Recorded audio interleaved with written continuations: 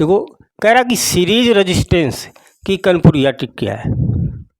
अगर कोई resistance series में जुड़े हैं इस तरीके, सीरीज का मतलब श्रेणी क्रम, ये मान लेते हैं R1, ये R2, ये R3।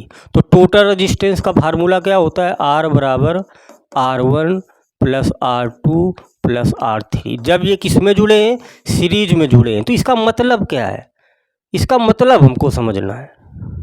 तो देखो, तो रेजिस्टेंस बोले कि अगर हम सब लाइन से खड़े होंगे और करंट की वाट लगा देंगे, करंट की क्या लगा देते हैं, वाट लगा देंगे।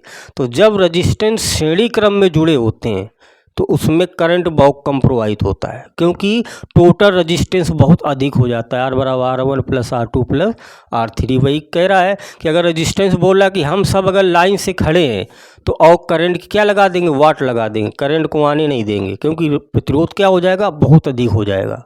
ये फार्मूला ये दर्शाता है। बस जब कई रेजिस्टेंस एक ही लाइन में जुड़ जाते हैं तो उसे कहते हैं सीरीज कनेक्शन।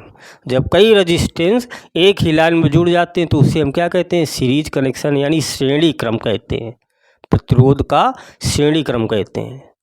तो सिंपल है, देखो कि जितने ज़्यादा रेजिस्टेंस जोड़ेंगे R1 R2 R3, तो यहाँ total R1 plus R2 plus R3, तो जितने अधिक रेजिस्टेंस जोड़ेंगे उतना ही करंट क्या होता, कम होता जाता है।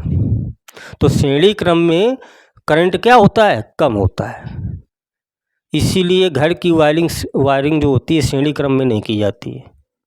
कनपुरिया ट्रिक क्या है कि लाइन में जितने रोड़े बढ़ेंगे, यानी लाइन में जितने अधिक से अधिक लोग बढ़ेंगे, जितने अधिक से अधिक प्रतिरोध जोड़ेंगे, करंट के उतने पसीने छूट जाएंगे, उतना ही करंट कम प्रवाहित होगा।